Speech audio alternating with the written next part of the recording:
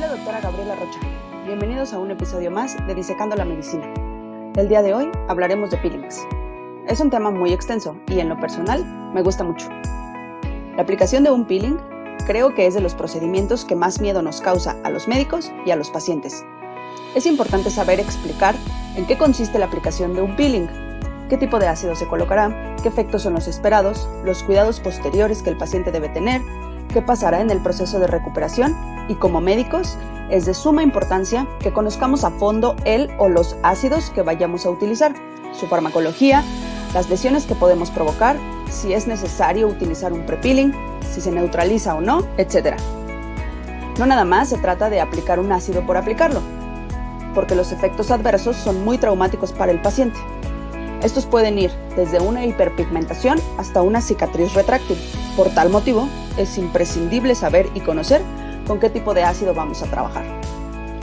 Un peeling consiste en la aplicación de uno o unos agentes químico-abrasivos en la superficie de la piel, con el objetivo de producir queratolisis o queratocoagulación. Se produce una quimioexfoliación controlada con el objetivo de lesionar, repito, controladamente, a la epidermis, ya sea en alguno de sus estratos o en su totalidad.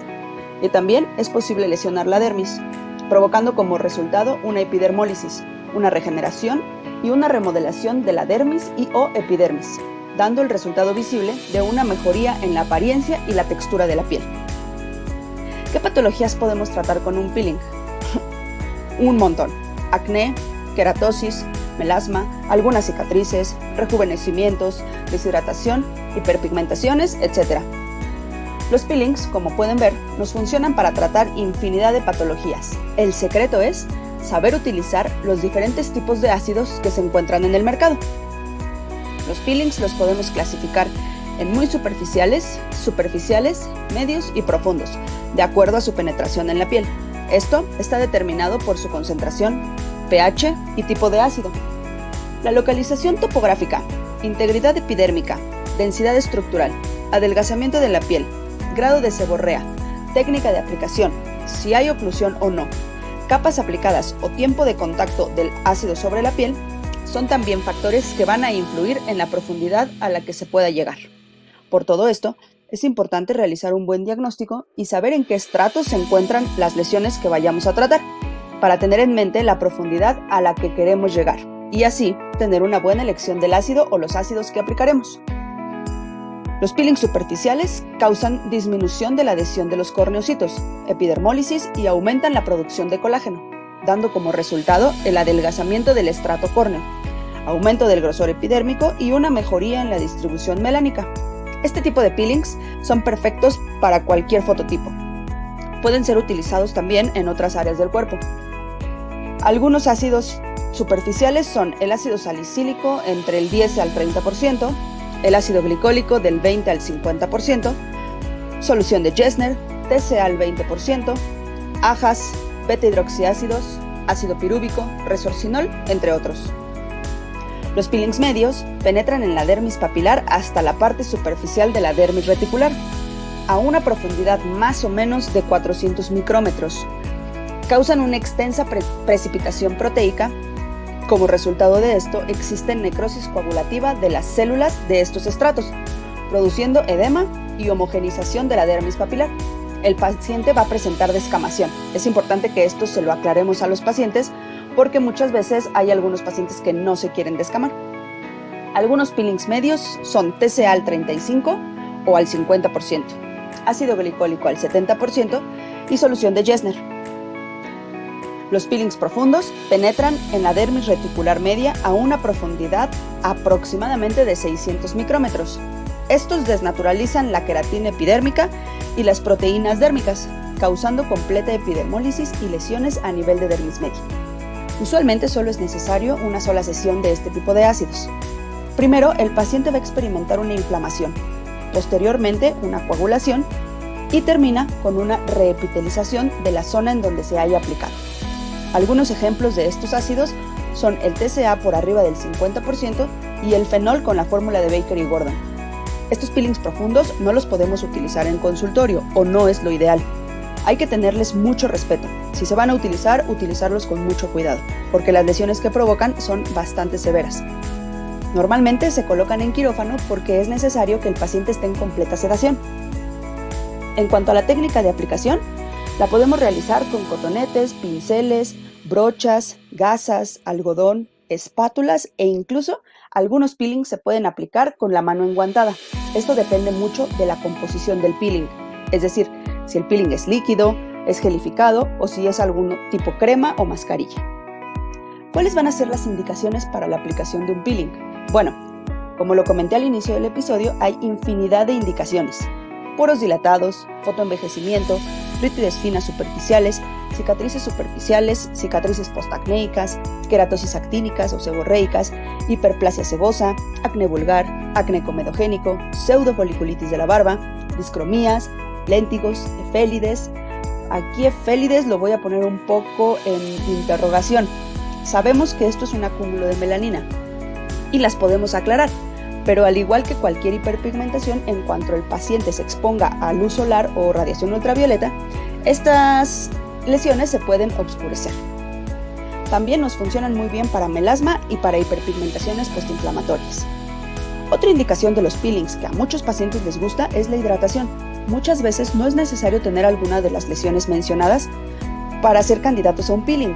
Es decir, algunos pacientes de pronto llegan al consultorio buscando un efecto glow o un efecto de refresh en el rostro, ya sea para la vida cotidiana o para algún evento.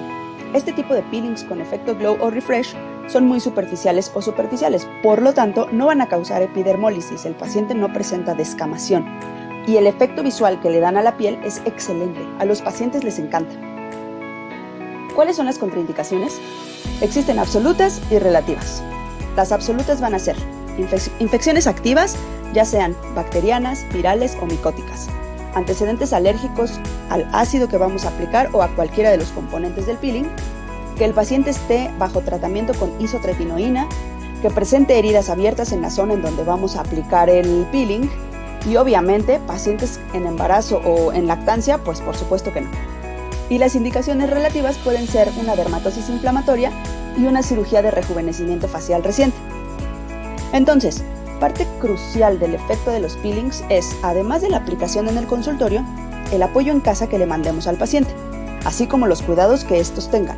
Por tal motivo, debemos darle las indicaciones post-tratamiento específicas y explícitas.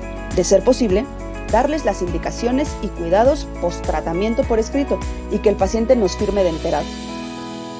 En conclusión, si conocemos la farmacología, farmacodinamia, mecanismo de acción, características, diferentes concentraciones e indicaciones de cada ácido, es muy difícil que le podamos provocar a nuestros pacientes algún efecto no deseado.